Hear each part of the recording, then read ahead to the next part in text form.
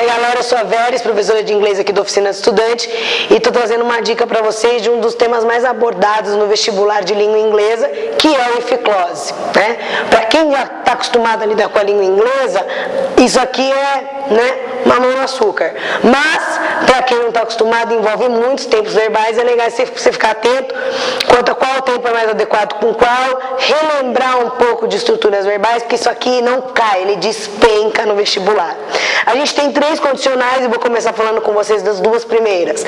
A primeira condicional é essa daqui que a gente tem estruturada aqui num primeiro momento, que é o if clause mais o verbo no tempo do presente e agregado a uma nova sentença no presente simples ou no futuro. É legal que vocês fiquem atentos primeiro ao quê? O que é o if clause? Quando a gente fala em if, a gente está falando do ser, né, que é uma oração condicional. No caso da língua portuguesa seria uma adverbial condicional. No inglês a estrutura é muito certinha. Então você vai ter o if com presente simples, se esse é o caso, esse verbo aqui, ó, ou ele vai estar no infinitivo sem o to, automaticamente ele está no presente, ou se a gente parar para pensar e o sujeito for terceira pessoa do singular, a gente tem um S no final desse verbo aqui para lembrar pra gente que essa frase está no presente. Se eu falo assim, if you go to the party, I will go to, eu estou usando futuro do outro lado, porque eu tenho I will go. Se você for usar presente simples, quer dizer, if you do this, I do that.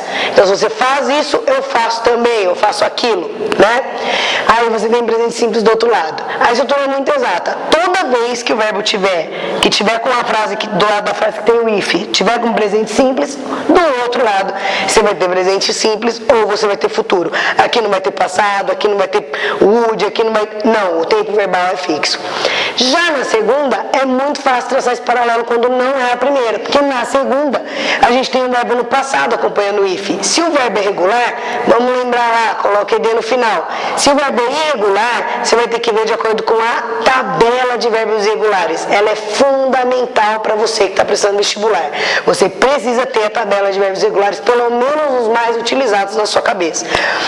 Reconhecer o verbo, viu que ele está no passado, o verbo que está com esse if aqui na frasezinha está no passado, né? Então você vai e usa o would mais um verbo no infinitivo, certo?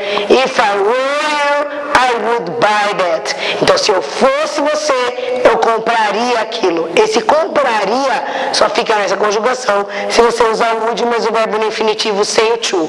Cuidado, não existe assim, I would to go there. Eu falo I would go there. Então esse to não pode existir aí no meio. Cuidado que isso consegue aparecer vez ou outra nas alternativas de vestibular para vocês, ok? Fica ligado que é estrutura fixa e os verbos também. É só lembrar as tabelas e as regrinhas para você que tem dificuldade com o vocabulário que você consegue desenvolver alguma coisa com isso aqui. Valeu!